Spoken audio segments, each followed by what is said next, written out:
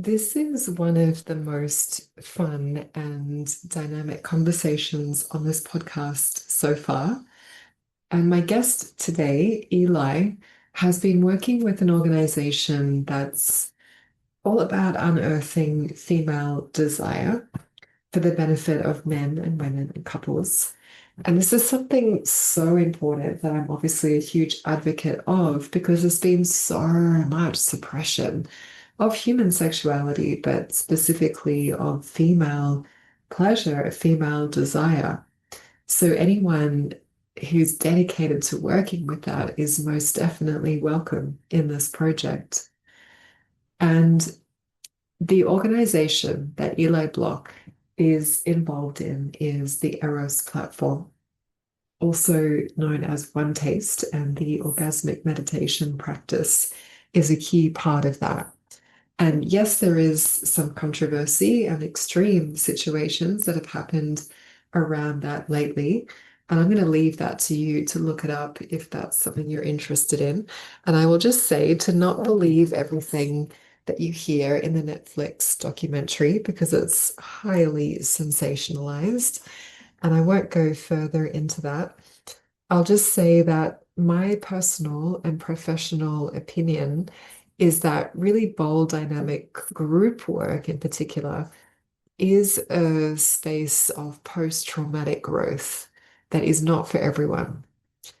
And yeah, so when there's a lot of edgy exploration going on, there's a really high level of self-responsibility and self-leadership that's required from everyone in that kind of space. And not always are those people drawn to it, though. So that creates some very murky situations. And, you know, I got to ask some questions and voice some of my own um, things that I had to unpack around it all. And I was met with openness and reflective conversation. And yeah, I've had connection with Eli and the others at One Taste for many years now. And I really feel like they're my brothers and sisters because there are so few humans on the planet that are dedicated to a serious level long term to this work of erotic embodiment in a deep way, in a way of really living it and not just teaching practices that other people have created. These pioneers in the space are actually quite few. And Nicole Daedone is the founder of the work and has been Eli's mentor for 16 years, as he mentions. And I see Nicole as a phenomenal woman, an erotic genius for sure. And while I've noticed that I don't always agree with everything that she very generously shares, I really love and respect the depth of exploration on a philosophical level, as well as a practical hands-on level as well. And I really love it when people who are invited to speak on this podcast platform don't need anything to be explained to them. They already get it. They already know what this is all about. And not only did Eli already get it, he gets the core of this, and he named very clearly what holds patriarchal sex in place, which is women. And it really revealed the Trojan horse name that I gave to this project because I know that the majority of listeners are women.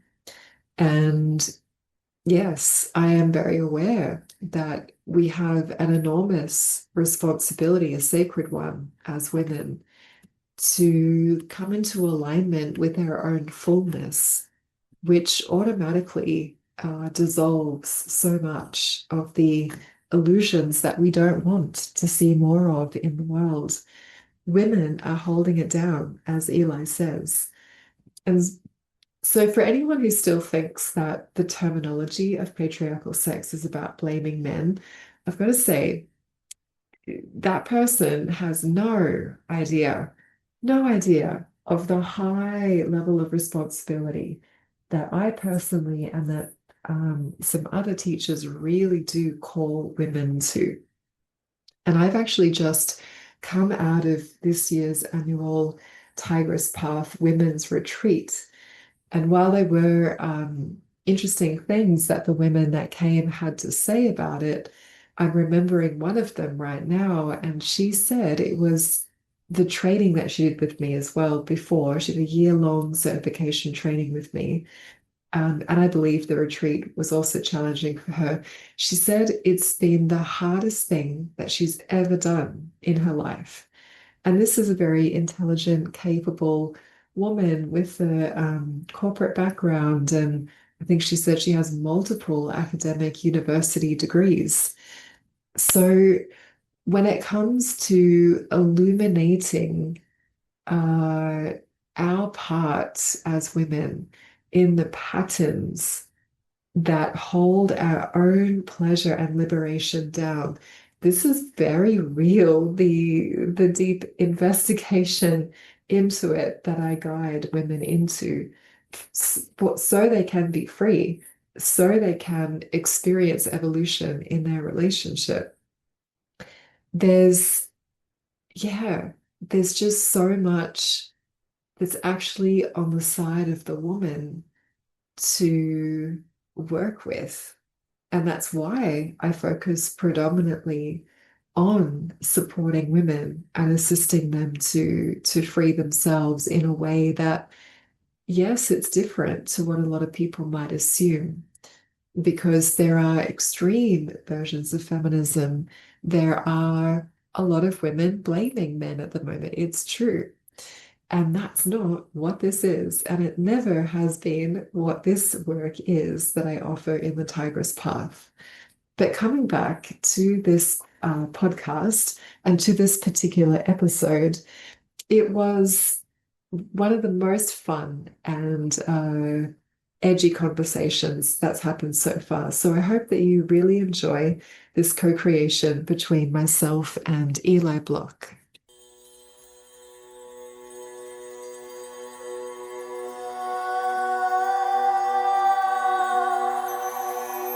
Welcome to this provocative and heartfelt podcast, where patriarchy is defined as a paradigm that both men and women uphold in different ways. Here you get to listen in on genuine conversations between leaders from around the world to discover more mutual respect and less division, as well as more pleasure and love in your life. My name is Devashi Shakti, and you are warmly welcome to be part of these Beyond Patriarchal Sex conversations.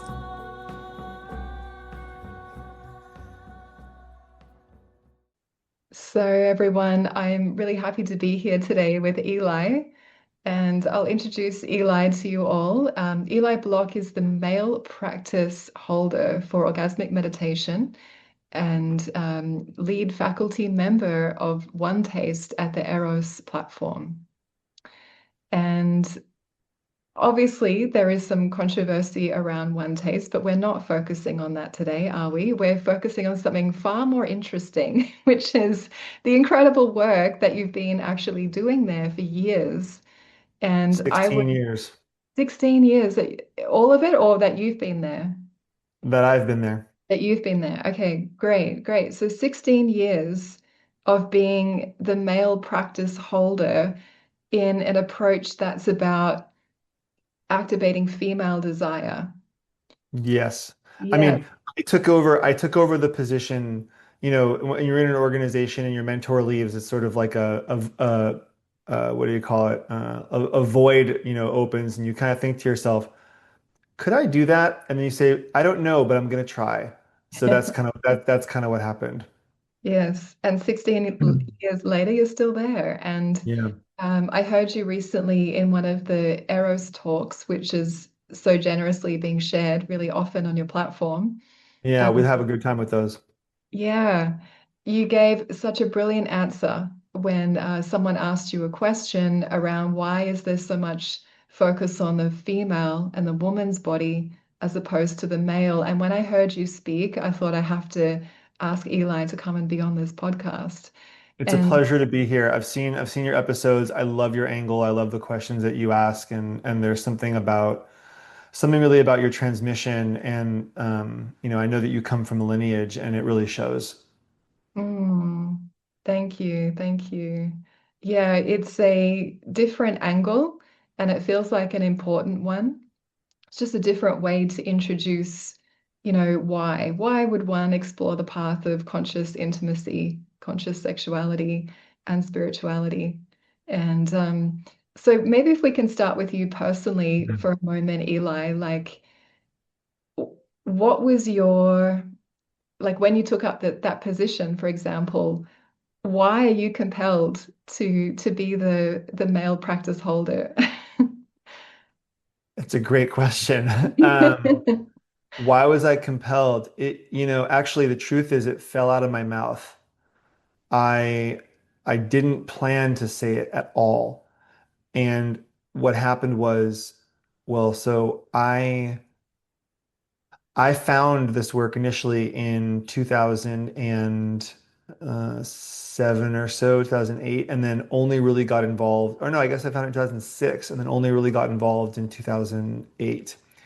And at the time, I was, sort of in my own samsaric relationship reality of not understanding why my relationships would kind of all sort of go through the same cycles and sort of end in the same way. And it was this very cyclical, predictable experience and of rapidly diminishing returns in relationship. And I kind of figured, at some point, I guess you just bite the bullet or like, how does this actually work? And coming from the background, my parents met at a Zen Buddhist monastery in California in the 1970s. My dad was a monk for about 5 or 6 years, something like that. And he met my mother, who was at the time a graduate student at UC Berkeley, maybe had just graduated, but she became a therapist. And my dad was introduced to her, as a monk, and it was kind of this, oh my God, like, should I be doing this? Kind of very erotic, kind of slightly on the edge of rule breaking, kind of thing. But it ended up working out well, and so I had sort of a meditational background growing up and heard about this orgasmic meditation and was like, okay, this is ridiculous. Like I know meditation, people who know about sexuality, poo poo. There's no way they could possibly really know anything about like the real nature of reality. Like I know what, people who do, these people are fools and maybe there's something that I can learn, from them like and then I could learn it and then take it away with me. And, and that ended up being a massive miscalculation on my part. And since then have kind of realized that actually sexuality is the most difficult, most challenging, most rigorous, kind of like mother of all paths. And that that's one of its funny jokes is that it's to everyone else it sounds like the frivolous thing, and to the people who Yeah. are actually involved in it, they know there's nothing there's nothing frivolous, there's nothing heedless. If you're really in it, this is the mother of all. And which I think is why tantric Buddhism, the sexual rites are the most advanced. And they are, historically transmitted from women to men. And of course, we've lost that part of the tradition in all but, there's sort of traces of it in certain parts of Mongolia and stuff like that. But anyway, how did you become the practice holder? Do you want to hear a quick version of that? Sure. So I was in a course, and it was a 2 week course with Nicole Daedone, who's the founder of One Taste, creator of Orgasmic Meditation, my mentor of 16 years, and a deep, deep friend. And we had this course, and we all had to write out. We were invited. We didn't. Nothing was compelled. I was invited to write out what I wanted, like who did I want to become through this 2 week experience. It was 2 weeks in a mansion in LA. It was amazing. 3 hours of oming a day, yoga every day, session time with Nicole. It was like really a big deal. And I wrote down on my little intake thing, I was like, I want to be good with women. I want to be even better with women. I want to know how to something, something. And it was like very much a skill sounding offering. And we got in the classroom and she asked me, she was going around to different people. It's 24 of us in the group sitting in a semicircle. And she goes, okay, so what did you want from this again? We're going around. And I said, well, I want to be better with women. I want to learn. I use some of our, catchy language or something. And she was like, uh-huh. And she took her attention and she turned to this other woman on the other side of the circle. And she goes, are those new glasses? Those are so cute. When did you get those? And the woman just started playing along with her like instantaneously. And I was sitting there and I was like, the hell's, and I've seen this before. And I was like, oh, she's giving me a minute to get it together and come up with something real. And they had this whole, girl, those are so cute, moment. And then she slowly turned her attention back towards me. And this was the moment. And I swear to God, I did not plan this. But I said, her teacher, one of her main teachers was a man named Ray. And I said, I want the transmission of Ray through your body. Is that all? And I can feel a little of the heat of it now, but like my whole body suddenly flushed head to toe. It was involuntary. I have no other way of explaining it, but it was, and before the words could even leave my lips, she was nodding and she said, yes, yes, we will do that. That's right. And it was like I was so received by her in that moment, and it was I came out so far, it was felt so vulnerable to say that. I had no plan, zero plan. Mhm. And that was kind of my whole course on some level. Like that was probably day 4, but like that was it. I nailed it on, there's no doing it right or wrong in those things, but like that's what I was there to say. And the rest of it was kind of just, you know there's a part 2 to that story. Yes. So I know you said these things evolve. I'm the guest, but I don't necessarily want to talk the whole time. So you can feel free to interrupt me or steer me in a different direction. So the part 2 is, so I said to her, she said, yeah, we'll get you some training. We'll get you the training. She said, I'll bring you to meet Ray's widow, this woman, and we'll get you the training. And I was like, oh, amazing, cool, great. And then course is over, a month goes by, 2 months go by. We haven't talked about any training. And I'm sitting there, I'm kind of like, Nicole's busy. She's the CEO. She's. Running the company. But I would really like to start that training sometime soon. And so at some point, I wrote her and I said, hey, I don't want to bug you or anything. And like, just pointing back to that moment we had at the intensive, like, I thought maybe we could, start that. And she was like, oh my God, thank you for reminding me. I'm so sorry. I dropped that. Like, yes, she's like, I'll be in San Francisco for the coaching program next weekend. She's north of San Francisco. Come up with me and we'll go see her. And I was like, bam. And that's if anybody's wondering who Nicole is, that's who Nicole is. Like, didn't remember that thing. I mean, she actually has a phenomenal memory. Best memory of anybody. Can hold 10 people's lists in her head. But was like, oh yeah, like we'll do that and just get a ticket, come up, we'll do it. So I come up and we make the appointment. We go to a restaurant. We drive out there. This beautiful, radiant woman walks in, sits down. I'm there with a notepad and a pen. I'm ready to take all my notes. I've got all my questions. I'm like Studs Terkel, as an American journalist. I'm just like ready to get all my, knowledge. And we're sitting there and I start talking to her and she's like, I heard you are interested in Ray. And I said, yeah, I am. I feel like I've got a connection to him. I've been dreaming about him. I don't have dreams like that, but I've been dreaming about him. And she goes, oh.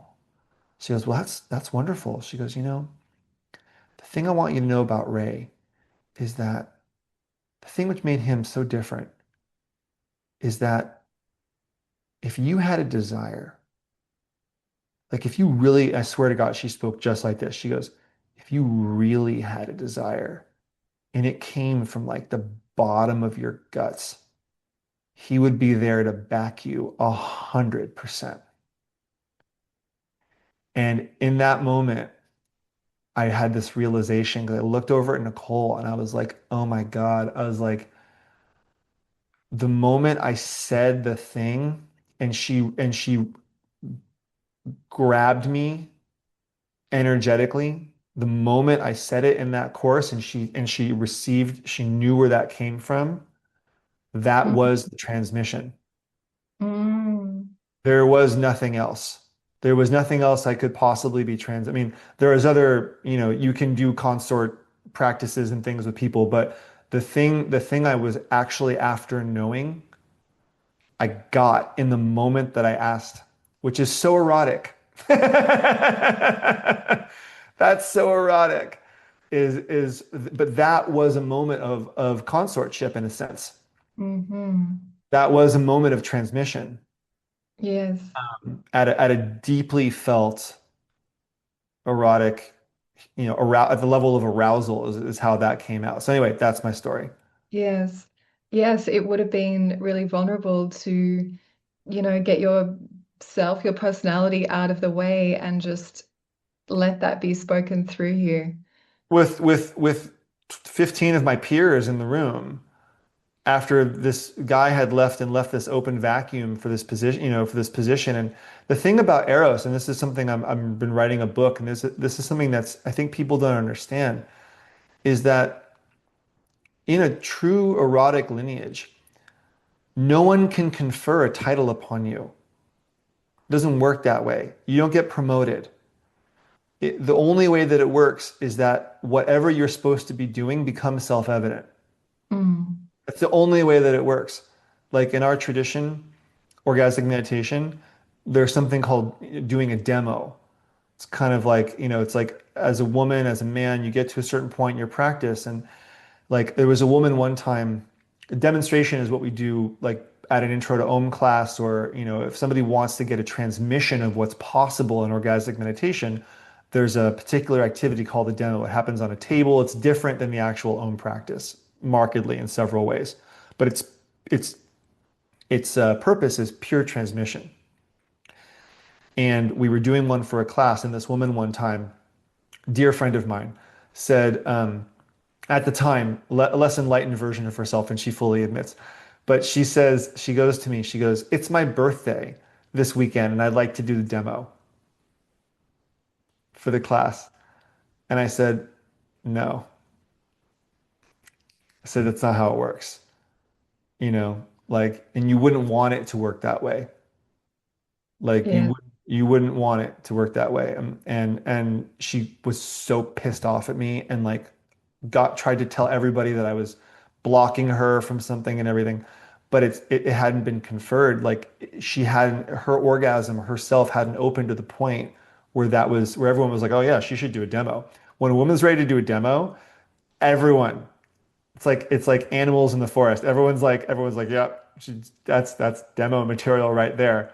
That woman is unleashed. Get her on the demo table. So yes, it's not motivated by ego. It's an apparent transmission from her primordial energy being activated and That's right. yeah. That's right. Well, and ego's what's got to go. I mean, that's sort of the beauty of it is that it's the tool you use, you know, uh, on your ego. Yes, yes, yes, yes.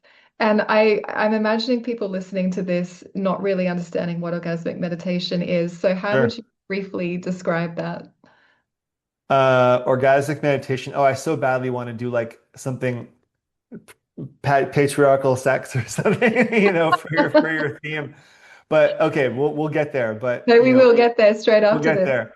So orgasmic meditation is a simple partnered practice. Meaning it's a meditation practice you do with another person. You can't do it alone. Where one person, typically a man, though it can be someone of any gender, contributes a left index finger tip, and the other person contributes a clitoris. So those are the two pieces of hardware you need to do this practice: fingertip, clitoris. And for the simple reason that you are pairing the most dexterous part of the body with the most fine muscle control with the most sensitive spot in the body, the highest concentration of nerve endings. You put those things together. It doesn't matter what you call yourself, what your gender identity is. You put those things together, you can have an Om. So what the practice is, Om is orgasmic meditation for short.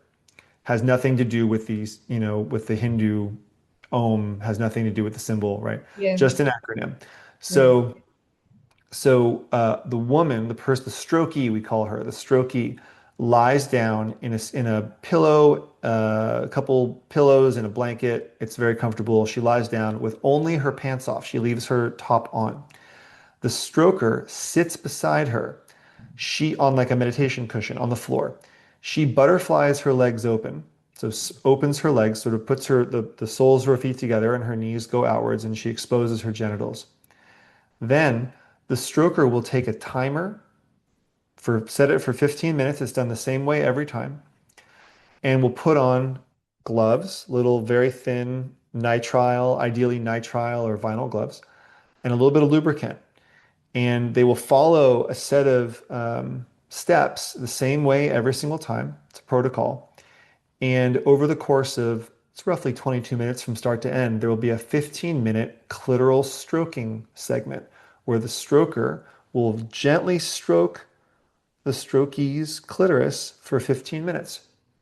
And both people during that duration are placing their attention on that point of connection. And there are many different ways to view the practice, and people will view it through, you know, one, several, or many different lenses. And you can view it through a relational lens in terms of like a relational tool. But really, it's a mind, it's an attention and training practice. It's a mind training practice because you get to see all of your various reactivities to arousal. You get to see where you're stroking, you feel a rise of arousal and you want more. And so you stroke harder and faster, but then the arousal goes away.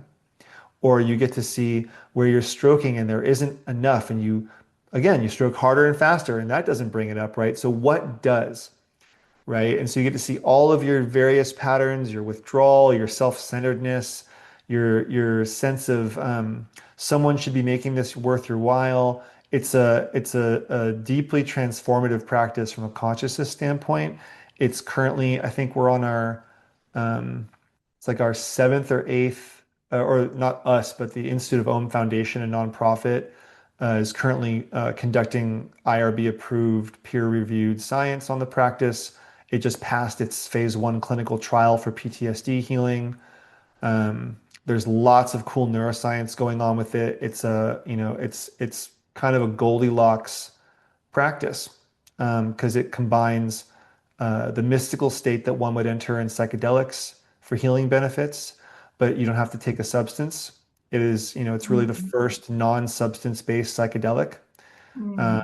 and so it compares very favorably to like a moderate dose of psilocybin on the Johns Hopkins MEQ 30 survey, which is basically what they use to gauge whether or not something has mystical healing properties, That's which is really what, interesting. yeah, yeah. So anyway, lots of information available on the Institute of Om Foundation website, results of all kinds of pretty cool stuff for anybody who's interested in that.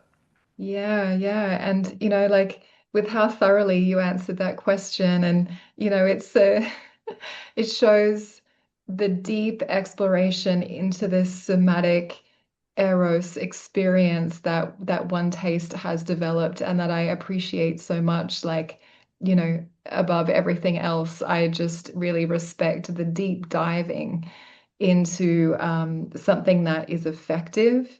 It's simple. And some of the things I really like about it, because I have experienced it, unfortunately, only several times, not many times, which I would much prefer. But So would um, we. I love how slow it is. I love Mm, how much mm, presence can be cultivated in the yeah, exchange. I love that it is a partner, potentially male female practice. There's so much healing potential in that. I yeah, mean, practices, aside from the energy work that I did for a long time, tantric body work, the Tigress tantric yoga practice for women's bodies is obviously quite solo and women with women.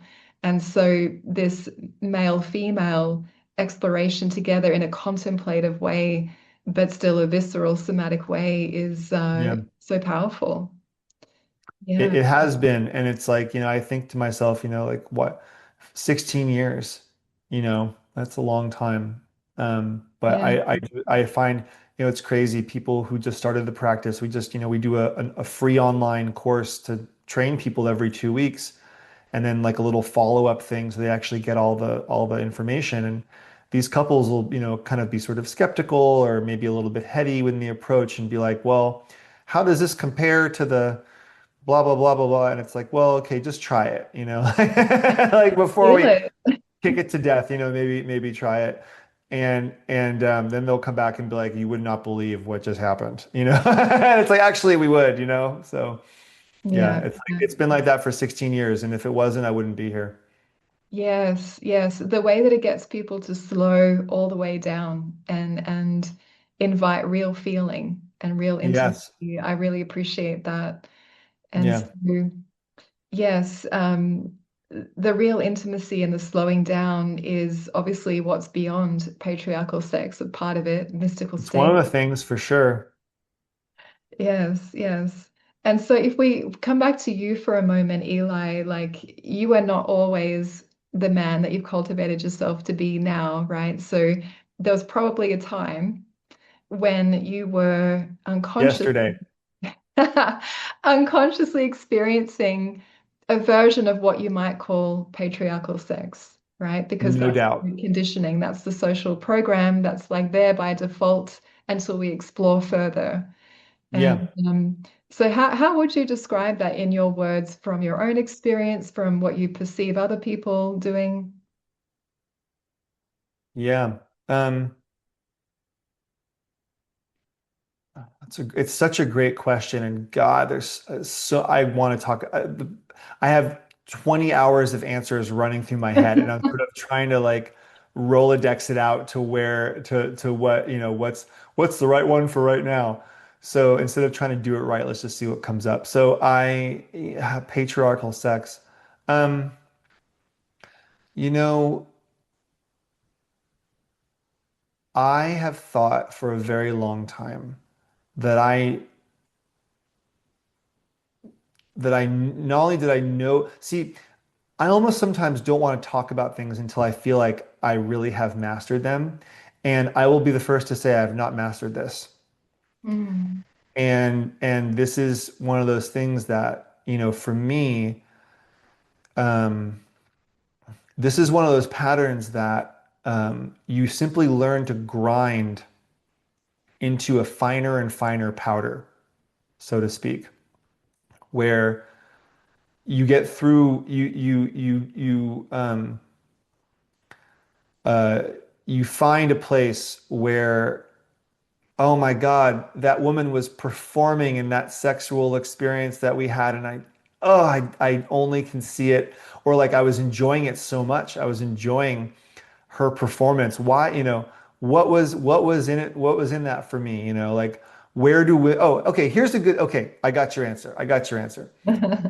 Patriarchal sex. This will be my answer for today.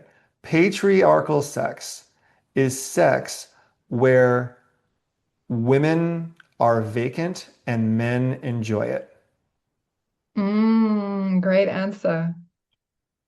Yeah. Because I am a man who, for one reason or another, um, there's a part of my cultural conditioning programming that is looking for a woman, and most women advertise vacancy. Mm, That's what sexy is, sort of a sense of vacancy. Men aren't really trained to want a woman who's like, you know, don't just ragdoll me. That's kind of what's sold is there's this doorway with me as a woman that you can open and we'll go wherever you want to go. And that's kind of almost it's kind of a commerce. It gets set up. That's part of that's you follow this thing, you follow this what they call dragon tail, and it goes quite a ways, right? Yeah. because most, that kind of really like any kind of withholding on a woman's part is in a sense implicit commerce. It's commerce advertisement that it's going to take you offering me something to open these doors, something beyond my own personal desire of what I would want to do. Oh, And men would just never act that way. Men are like, what do you mean? Like it's just here. Like I'm actually like I have sex because it feels good. And women are like, no, I don't think you understand. Like I don't. I don't. Or and it's funny, right? I'm when you start to view it through lenses of like we can go so far out there in this conversation. I don't know. You just have to stop me I if. know.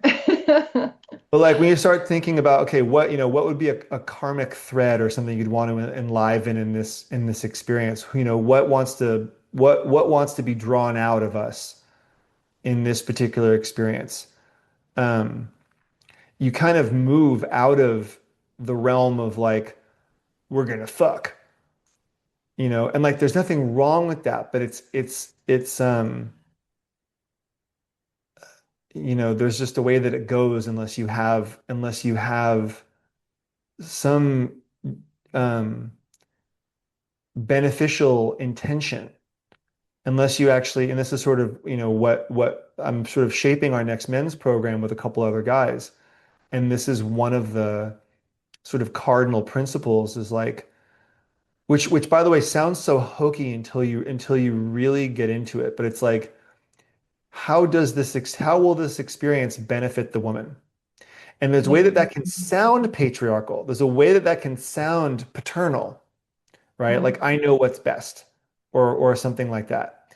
But I think the thing that men massively underappreciate and underestimate is just how deeply submissiveness and vacancy and uh, just all of these programs are just baked into women.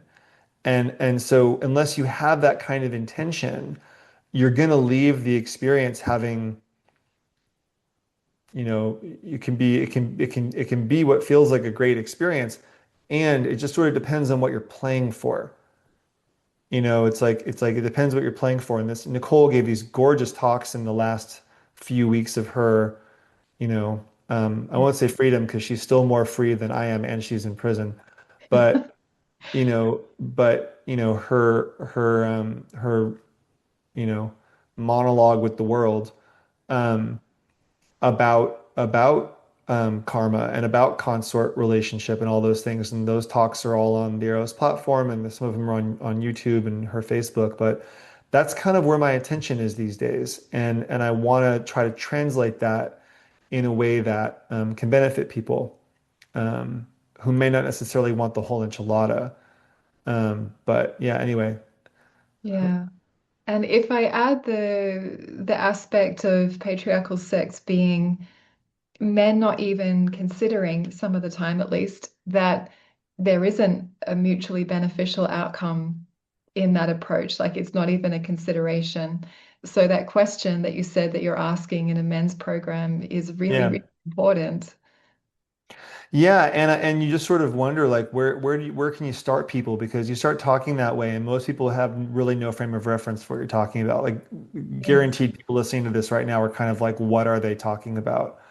Some of them will be like, right on, guys, and some of them will be like, I am completely lost because For it's sure. not because again it's like, and this is the disclaimer that we sort of give for everything is like, if you are just looking for how to do what the sort of normal thing is, where find a partner, settle down, get a dog, get a plant, get a child, get a car. Like this is not that.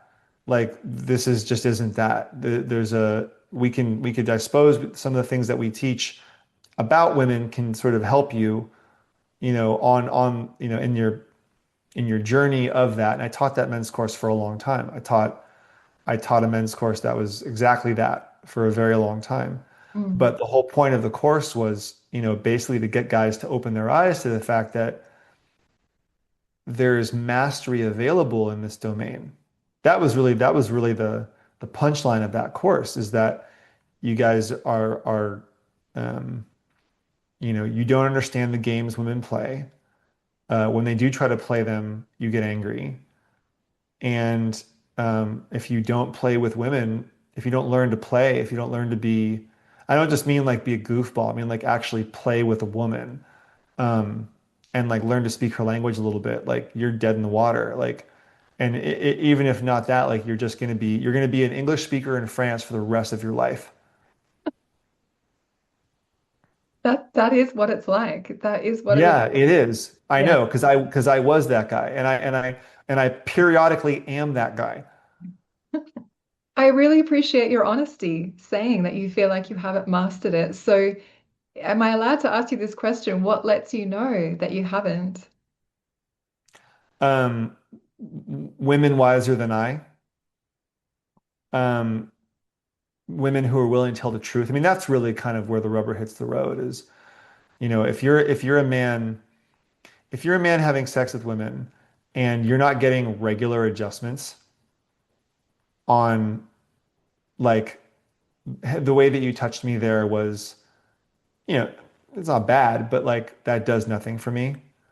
Or, that was for you. That's kind of where that's kind of the rub is like where if a woman's saying, I'm doing this for you, you are off the path. Mm, That yeah. is that's you want a telltale sign of patriarchal sex. If a woman's doing anything for you from allowing touch that she doesn't actually really like that much to, doing a sex act that, she can tell really you enjoy but is not. I mean, kind of depends on uh anyway, but yeah, for you. Yes, yes. And that transactional way of things, he's going to pay for that in a different way later. Oh, yes. Oh, every time. Massive debt. Massive debt. I mean, it's a massive debt with interest. Totally, totally. And one of the messages I've been putting out with this project is it's guaranteed that you're building more and more and more resentment in her over time. 100%. If100%. it's all you're bringing. Whole Mm. that 100%. Yeah, and your Well, community yeah. your community is so practiced with the communication, like you were giving examples of just then, of how a woman can say, basically, this is how to contact me. Hey, I'm over here. I'm not Yeah. over there. Like, Yeah. but the women that I work with, Eli, they can be so hesitant to say anything that might disrupt his ego or raise his insecurity, and that over accommodating conditioning that can be in the female psyche is just so Totally. mothering him, Right. trying to protect him from his ability to see the patriarchal play at work, that they're just not honest. They're not willing to be honest a lot of the time. I know. Yes, and that's not healthy, Liars. guys. It's Liars. not You guys are liars. Liars, liars, liars. Filthy, no good liars. healthy. I say with a smile. No, it's playful Lovingly, and lovingly. true. Liars, liars, and hustlers. Right? Is But it but but but see, here's the thing though, because it's not just worried about him. She'd have to give up her game. That's true? that's they don't actually care about, I mean, like care about my ego, sure. But like I can tell you when a woman makes it over that hump, she don't care about my ego. It's that she's been running a game the whole time Yeah, that she's let me believe for yeah, God knows how long. And yeah, then when she actually has to tell me the truth, all of the hooks that she's put in me to keep me close to her are going to be dissolved because every single thing that I do that she doesn't like is part of a deal. There's some thread of a deal that if all of a sudden she takes that away from me, if she's been telling me what I want to hear the whole time, well, then why am I sticking around, right? It's kind of it's a dark pact that we make, you know, But a and completely normalized one, which almost everyone completely is normalized. not. But then everyone suffers on the back end. You know, there's this great phrase that we use in the Intro to Om class, which is how you get where you're going determines what you get when you get there. Mm. That's another Nicoleism, but it's one of those things where, depending on what you believe, depending on your map, it's Yeah. not just that you got the thing. That's why, goal orientation in relationship is ultimately deleterious, is because most people have a terrible map of how to get from point A to point B. Yes. It's not, it's not, yeah, How is everything? The destination, the navigation, the quality of the experience. It's all of it, all of it. Well, it's like, and it's on some level, it's funny because, in Tantric Buddhism, it's like women are the ones who, they say spiritually women are far more agile on the path than men. And that, a woman in Tantric Buddhism will enter various states much faster. We'll learn because she's emptiness, and so she'll be able to transport herself to all these locations much faster than a man can. And my teacher likes to say, not Nicole, a different teacher likes to say, women to get to the Empire State Building, they're just there. Men have to take the Uber. Like we have to go through all the different turns to finally, and then we're like, oh yeah, like I'm a master, I got there, and the woman's just like, you know, yes. and and so there's some irony there, right? Because women are like, oh, I'm just gonna get to the destination, but it's like, no, you can't shortcut that one with us dudes, or else you get yourself into a world of hurt that you would have to blow your own cover in order to dismantle. And that's why I'm focusing on patriarchal sex and blatantly naming this term, right? Because it Yeah. actually does dismantle the entire illusionary It paradigm does. that goes with relationships. Yeah. This message is for the ladies. If you want to fully get in touch with yourself and your body, enter the Tigress Path. Here you become an initiated woman living way beyond patriarchal sex, and also become a safe space for men to learn about patriarchy without the blame. Inside the Tigress Path, we have personal transformation and also professional accredited training options. The links to connect are below with this episode. It does. So where in your mind, where does that start? Where does that conversation begin?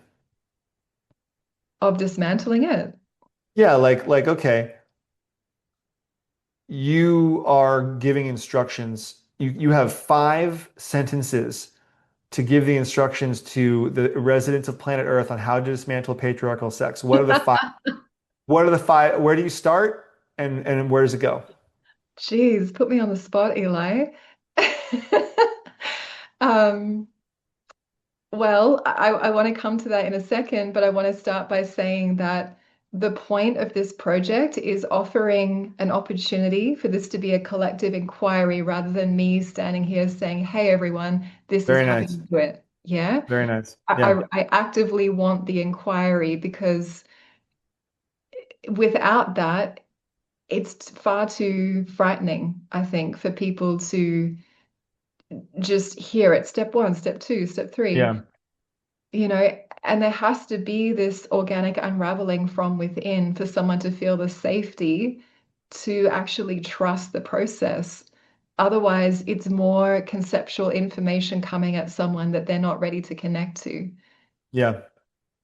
Yep. I agree. And there's got to be appetite. I mean, what it sounds like, with what you were saying to me a minute ago, if I understand you correctly, is that You're talking to women who, and you're kind of like, so have you hit bottom yet on that? So, and it's like, and it's hard nobody wants to move until they've hit bottom. It's like getting sober on drugs and alcohol, and that's I'm not saying that in any way facetiously.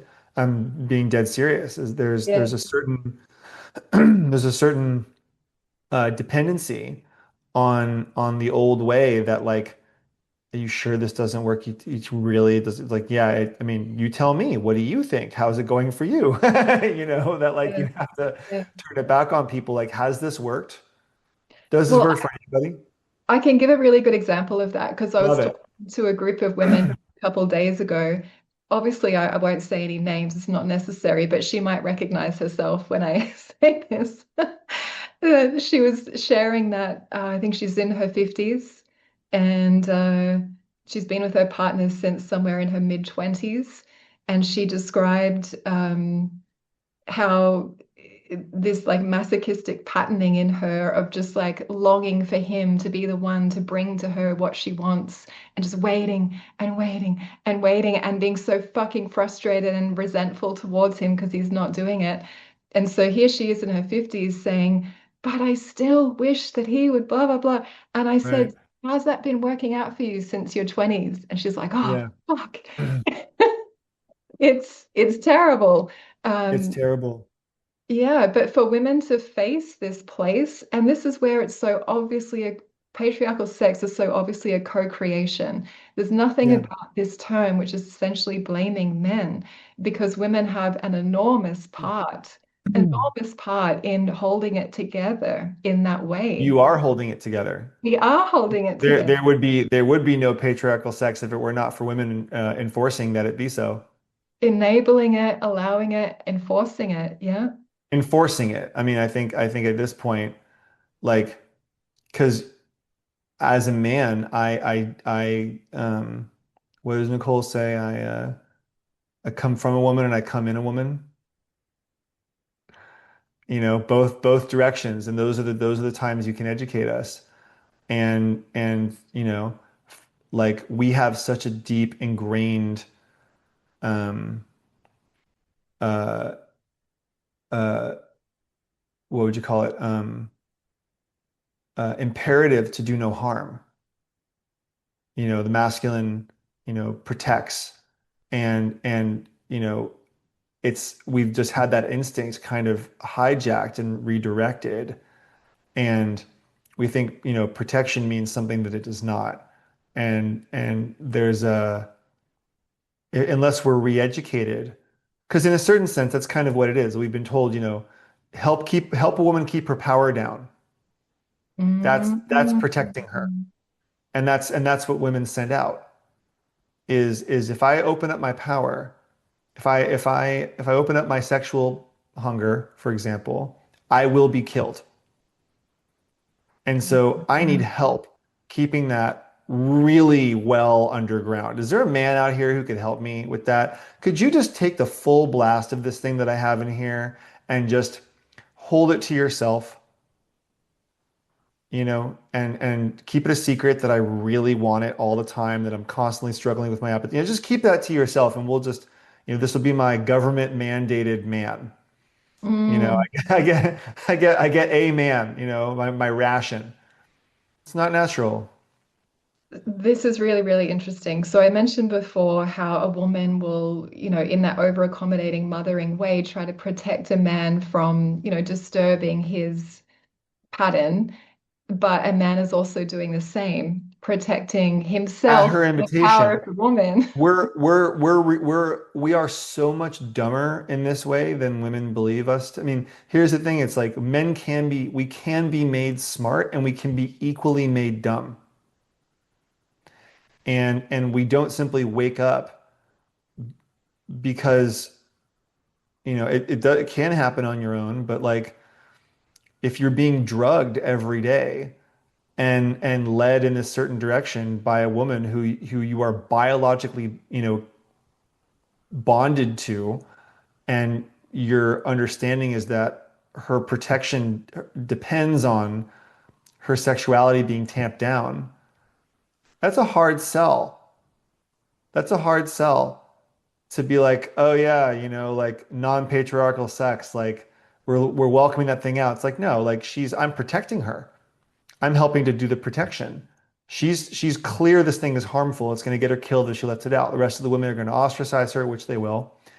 And, you know, there's a whole, Nicole wrote these Eros sutras, and one of the sutras in the relationship section is this awesome whole description. She says, in like, you know, in the world, people think the most valuable man is like the one who wants your liberation and like that's the one everybody wants. No. The true most valuable man to the world, to the woman of the world is the man who will ensure that your power stays concealed Mm. because From that's your herself, from because herself. that's your safety. Has nothing to do with what if women suddenly decided to actually be, you know, start telling the truth and be honest, men would follow instantaneously.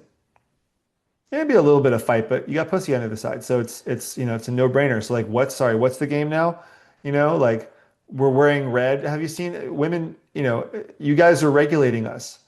There's no like there's just no world where the men are making, I mean, we can be open to a shift in things, but a woman's got to choose it. There's no part of me that can make a woman choose it. I can sit down with a burger and fries and the best milkshake you've ever had next to a woman, and unless she chooses to eat, Yes, yes. Yeah, you're 100% right. Women are holding this all down.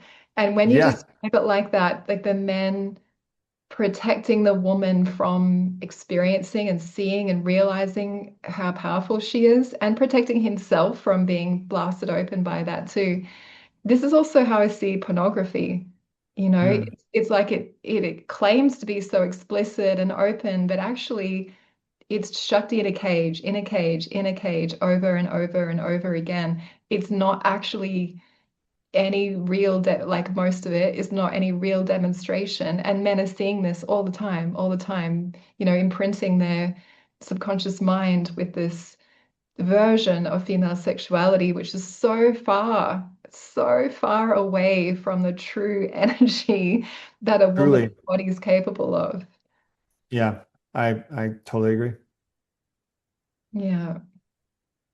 I mean, So it's all, you know, it's patriarchal sex could you know, adjacently be called climax consciousness based sex. I You like know, that. it's you know, what happens at the end of the porno? You know, oh, I wonder where this is going. You know, like what's gonna happen? Yes. You know, Yes. that would be, see, that would be fun. Porn, that would be like they were like having sex, and then like all of a sudden there was like this moment of total suspension and apotheosis. And then she like gently leaned her neck and he like just touched the side. You know what I mean? Like if it was this, if there was, and then like there was no climax, but they like held the frequency of the last moment as they, you know, gently move their bodies apart, you know, and like erotic porn. You know, it would look so silly, you know, but it would just be about making love to the energies, That however would they be amazing. That would be amazing. That would be the best education people could be taking We in. tried it. We tried making a bunch of videos at one point. It didn't come out exactly the way we wanted to, so never released it, but we did try. Yeah. At least you tried. We'll try again, I'm sure. Yes. Yes. And awareness can go in so many places and angles with the depth that's here to explore. Um, but my attention is going to just how much reality itself in the way that people know it would be transformed. Um, you know, if women could manage to find real safety in their power and not be afraid of what's really possible. And like you say, uh, be that catalyst so that men can go with them and follow into a completely different paradigm beyond patriarchal sex. Yeah, I think that's what it would take. And I think and it's going to have to be women connected with Yes. each other. You can't do that one alone. And God, something you just said really resonated. I'm just trying to go back to it. Women choosing it. I mean, oh, yeah, I don't know that women get the luxury of safety. I think there's certainly there's a level of safety which is like safety from uh random violence or, assault, all of these kind of like gross level world safeties. You know what I mean? And like there will never be safety from rejection. Like there will never be safety from Sure. disgust. Like for a woman to really show her appetite in the way that it wants to manifest, she's going to attract disgust. And she's going to have to she would have to become so intimate and so loving of her own arousal. And she would have to allow her own arousal to really inhabit it and keep it up. I mean, that's sort of the other thing is you don't just sort of wink your eyes and you have arousal in your body. You actually have to practice. You Yeah. can't like the woman that you mentioned who was like, 30 years on, you know, that's the false bill of goods she was sold was that she could eat the menu. That there's a yearning that women are told is the having. That's Mm. not the having. The having's the having. Yes. And if you want that power, the way that you get, so women will ask, how do I get that power? I know I've got a powerful woman in me. I know I've got her in here. How do I get her out? You feed her. You don't get her out. There's no theory that gets that out. You gotta, it's an emaciated animal. You gotta feed her. And Yes. what she eats is arousal. Yes. Yes. And it's an experience. You can't understand it in your mind until it's in your body You happening. can't eat literally, you can't eat the menu. Yeah. Love it. Yeah. And Yeah. that's, this is where I mention her so often because she frankly taught me everything I know about this. And so I just bring her up. I don't want to pretend like all these ideas are mine, you know. But she's a gender semanticist by training. That's, she studied with Dr. Dean Barnland in San Francisco and SF State, who was I think a student of S.A. Hayakawa, who sort of like wrote the book on semantics. And she's, that's sort of her thing. And so all of this don't eat the menu, it's all stuff from semantics, but Mm. women have been told that we've in general been told that yearning, the abstraction of sexuality of yearning is the same as, as the having. It's not sitting at home at the menu for, McDonald's, whatever your favorite restaurant is not the same as how, that goes without saying. Absolutely. Absolutely. This is going to be confronting for women to hear this that have realized that they're trying to eat the menu. Could you break that down a little bit? What does that actually look like in someone's daily reality to know if she's doing that? If you find yourself saying to yourself that you want something, I want, start asking, is it possible that I want to want that? Or is it possible that I enjoy the yearning more than the having? Mm, Is there, and it's not that yearning's bad, right? And you have to be really careful when you talk about this stuff because it's so easy for people to feel shamed or that you're coming after them in some way. But it's not. Um, yearning is just it's just oh God, what do they call it? Um, it's just a mimic of the real thing. It's a, Yeah, they say there's something, oh, this isn't quite hitting it. And there's some beautiful sutras in Principles, the Eros Sutras Principles book one, that talk all about this. And I'm going to butcher it. But, it's like a lower grade fuel. There's uh, fixation, obsession, addiction. There's all these different grades of desire, you know, and yearning is nothing wrong with a little yearning. And if you're 30 years yearning, there's nothing wrong with you, nothing wrong with any of it. It's all right. And um, there's a relationship with hunger there to be massaged out.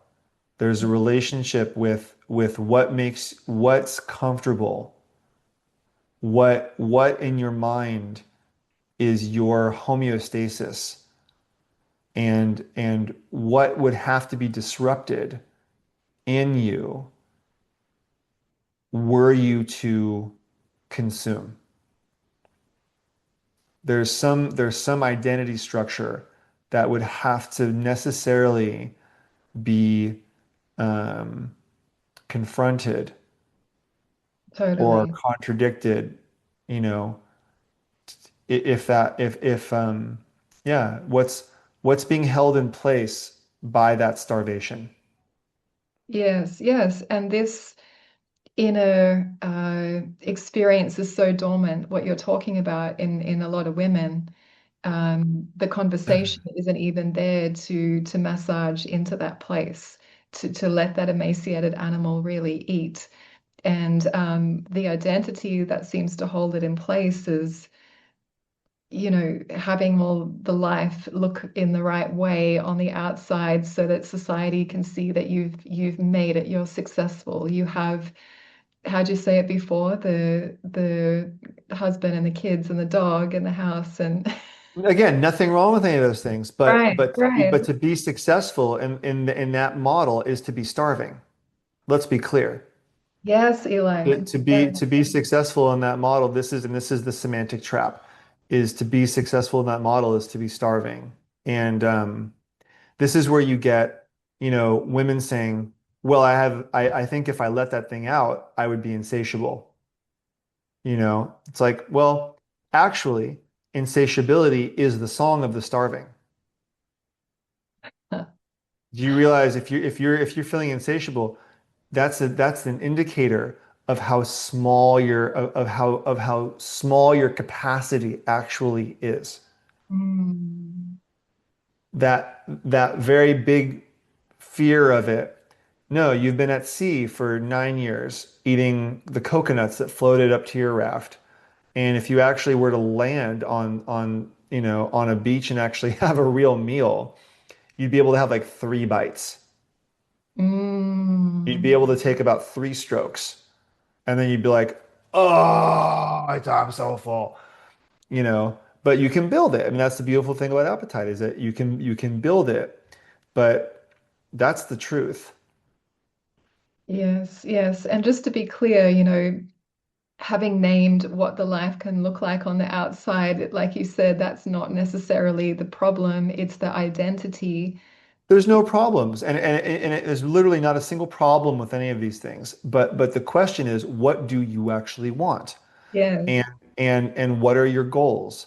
Yeah. And if a woman's saying, right, because we're talking to a woman, we're talking to the woman who says, I want to feel freer on my sexuality. I want a man who actually responds, in pitch perfect response to my desire.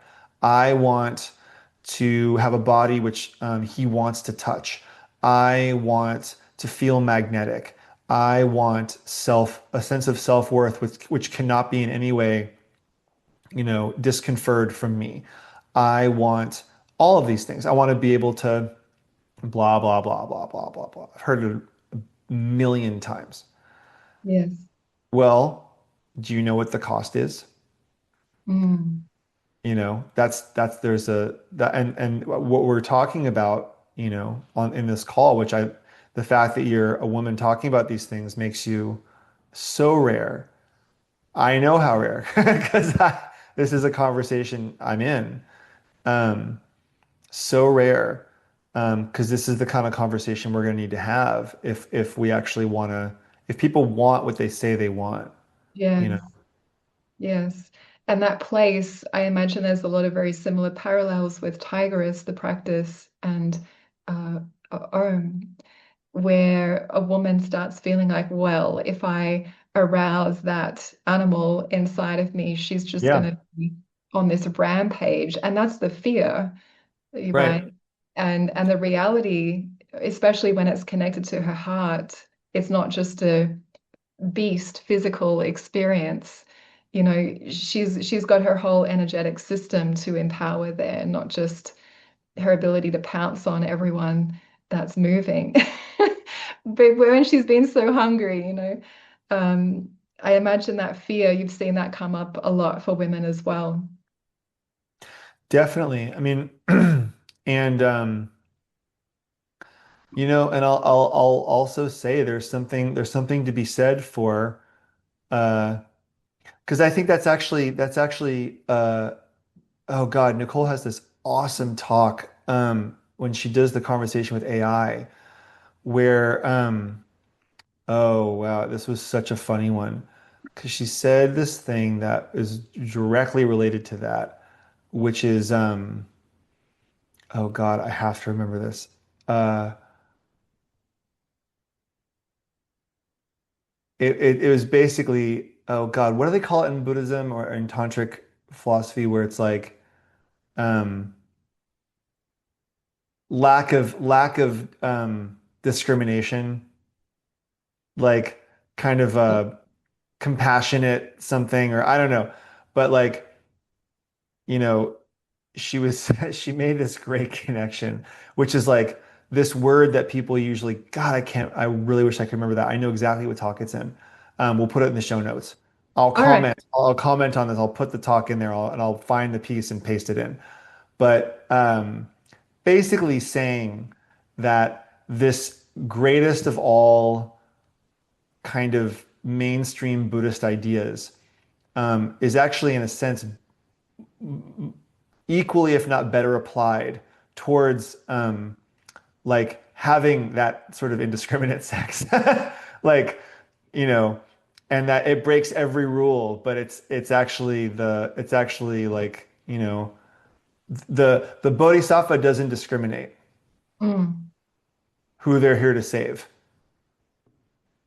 That there's an element of like there's just no part of the Buddha nature that would ever say, not you, scraggly one. I'll take the good looking, or the one who matches my preferences or whatever.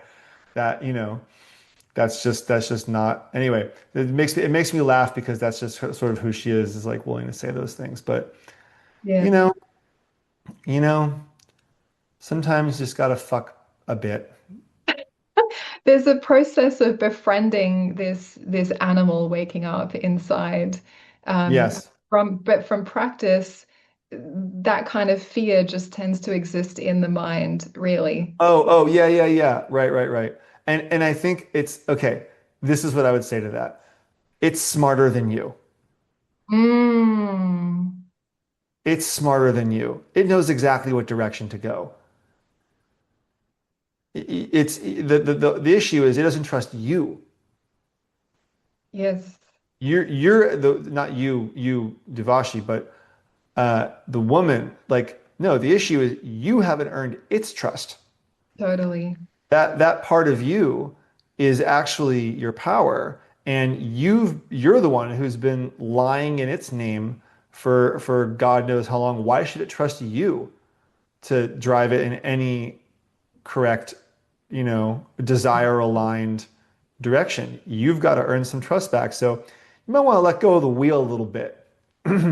Yeah, You yeah. might, Actually, I say the same, and that's what I meant yeah, before when I said safety, yeah, because I, yeah, I mean that as somatic safety, and I yeah, mean somatic safety as this primordial intelligence needs to feel Yes. safe with you.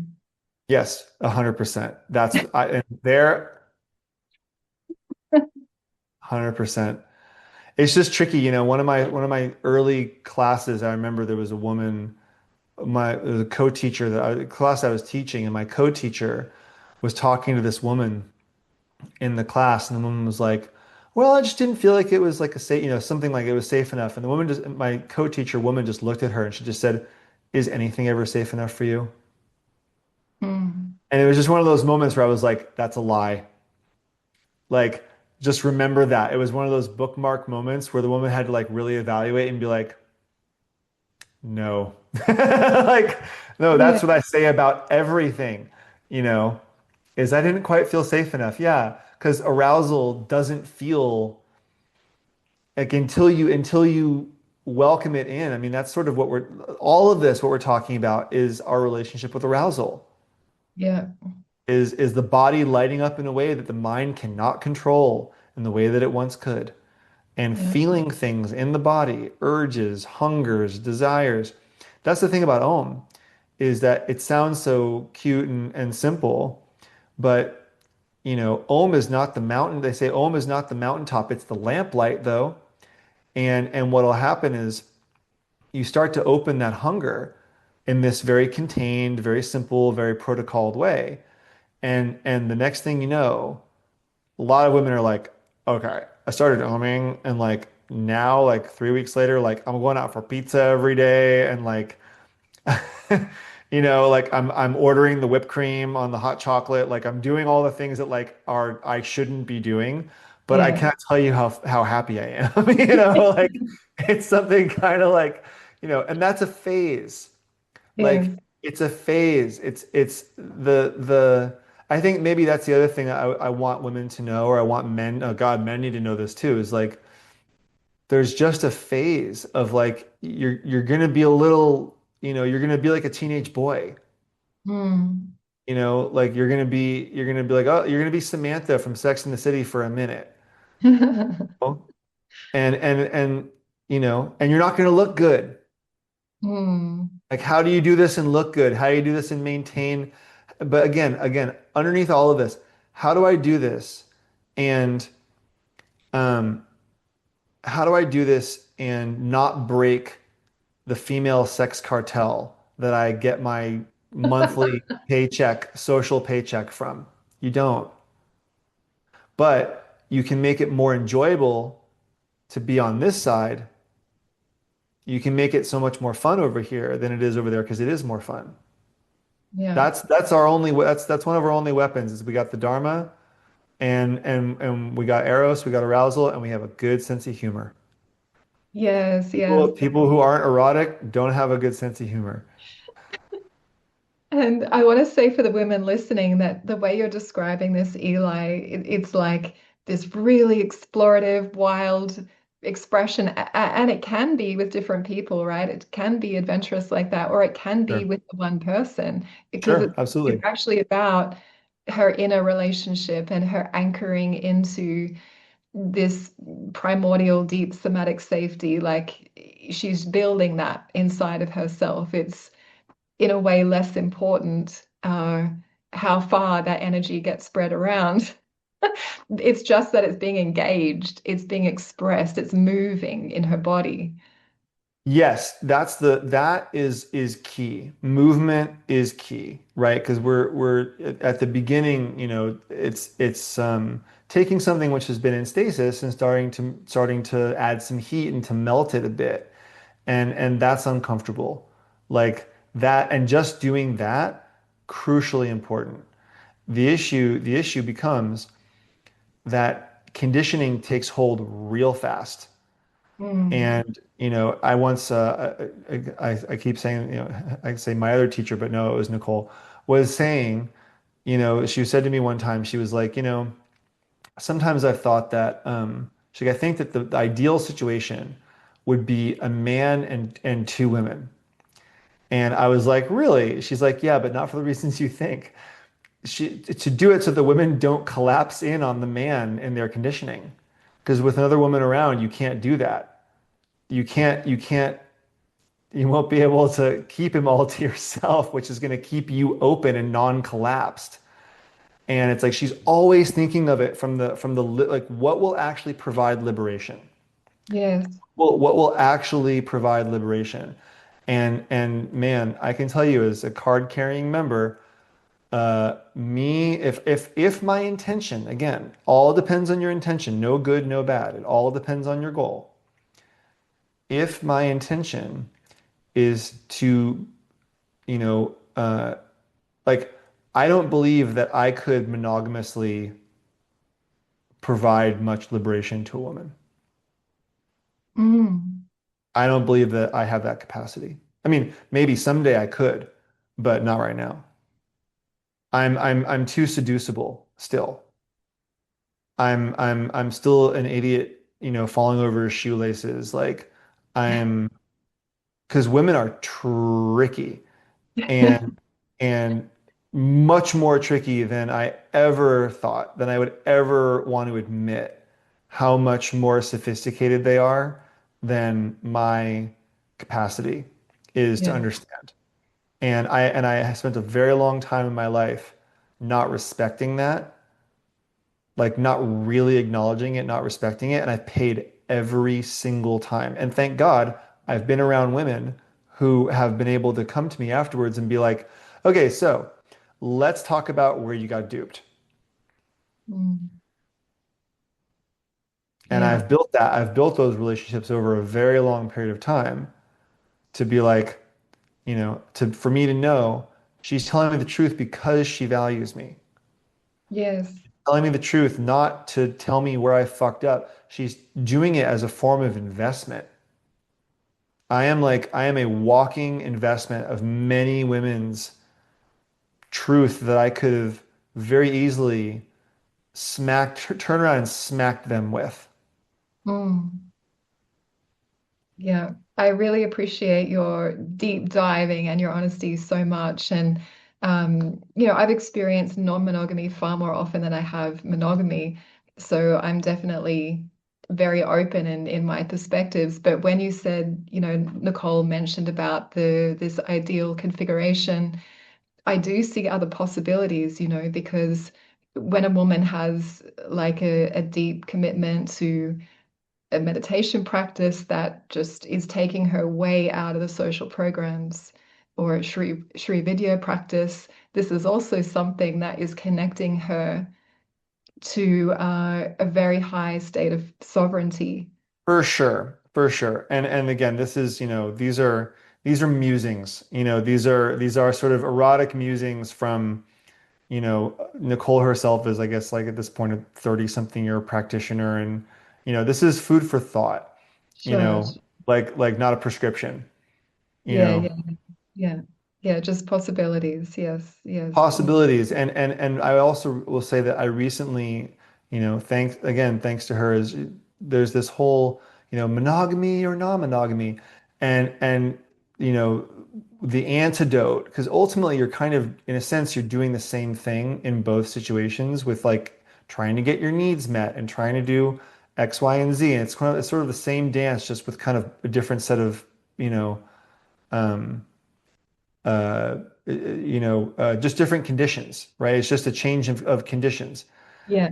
And so, but this notion of like, what, what is the, she has a whole book on consort relationship, which I don't know if you've seen that, but you know, I that is haven't a seen the whole book, but I've seen her talk about it. It's really, good God. It's free. It's free on her website, but okay.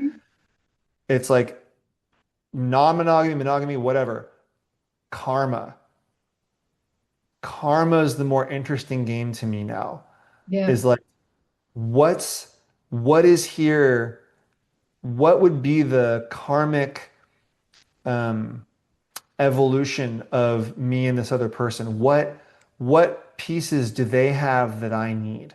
What pieces do I have that they need? What are we here to offer each other? Mm. And what, you know what I mean? Like that's such a more interesting question than like, who will I get to fill this role in this idea, Totally. conceptual idea that I have set up for how my relationship should be, and, you know, have two women and one man. It's like all that sort of like incidental. It's incidental to what is the karma here. Yeah, yeah, I agree. Yes. And I kind of keep tuning back into some audience listening, and I'm like, oh, I think a lot of them got left behind a long time ago here in this conversation, maybe. But I'm enjoying it. And the more we've been exploring, the more I feel like, oh yeah, there's like 20 hours of content more that It could really is, and we could do it again, and if you want. But I think people understand that. I think. See, when I was saying earlier about in the men's course about saying that there's an opportunity for mastery in relationships, and most people's eyes aren't open to. I believe that most people would agree that when they first got into a relationship, there was that sense of like magic or sort of limerence or whatever it is that's kind of like that like golden fairy dust drawing you in, like um, Thomas More would call that, that's the Eros before Psyche. That's the Mm, love drawing you in to learn your lesson, right? mm. Later on about what was that all about. And but at the same time, and we all have a sense that that's what's going on at the beginning, and then we kind of go into it, right? But I think everyone kind of knows that there's like, oh, this person's here for something. Yes, true, This true. person's here for something, but what is that something? Is Mm. that something which everyone has, or is there something a little deeper which might be there, which we don't quite have the language for, or a paradigm within which to excavate it? But I think everyone knows that feeling of there's possibility here, but then um, it can become very ordinary very quickly. Yes. And that's to me the lost potential of mastery. That feeling is like getting an instrument for the first time, where you're like, I'm gonna learn how to play the guitar. And so you get a guitar and you're like, oh yeah, I feel really in love with this idea of me being a guitar player. Take a few lessons, you put the guitar in the corner, and then later on, 2 years later, you're like moving to a new apartment or a house or whatever, and you're like, oh yeah, that guitar. And you're like, I don't really relate to that anymore. I'm going to sell it. But there was a time when you couldn't imagine not being with that guitar. Yeah. And that's to me, that's that wink of creativity, erotic impulse, same thing that's possible in relationship. And what I admire so much about you and the work that you're doing is that I feel you stretching out a hand to women, being like, there's so much more here that's possible to step into. And you're a good door. A good woman is a doorway. And I see you as being that. Yes, thank you. And for the men, right, with this platform too. For sure. Yes. And having a practice that helps you to stay in contact with that magic that was there with the guitar at first, with your analogy, right? So having a practice to stay connected to your own internal personal experience of Eros. This, Yeah, as an artist. Yeah, right, right, as an erotic artist. And we all have that capacity, every single one of us. And I teach practices that help women cultivate that, and you're teaching practices that help men and women and couples cultivate that. So maybe here is a good time to let people know how they can engage with what you and One Taste offer. sure. Well, we've got a few things going on. Main one is the Eros platform. So erosplatform.com. And what you'll find there is, world-class premier education around all of these subjects, but most notably the practice of orgasmic meditation. It is the home for orgasmic meditation, home base for education, training, community. For that, we do a introduction course, free introduction course every month or twice a month now for people who want to learn the practice. And then we do practice groups. We have a whole setup. So if you want the benefits, you can have them. You just got to come and sign up. Yeah, beautiful. Well, I'll share all the links and everything to that you want to give to me. And You are a lot. This was a lot of fun. I'm so glad to have been invited and so honored, and I've truly always held you in such high regard, and to have been invited here to this space by you is a real treat, and it's an honor and a pleasure. Thank you so much, Eli.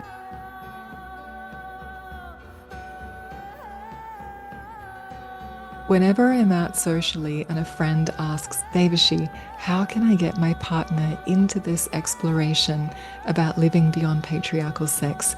My answer is exactly what I've put down in the show notes for you with this episode. And if you are willing to be the spell breaker of your bloodline and have the uninhibited pulse of Eros guiding you through life, beyond the matrix into the fullness of your divine sovereignty, then keep tuning in to these weekly episodes and share it with your friends. And may we all be free from suffering.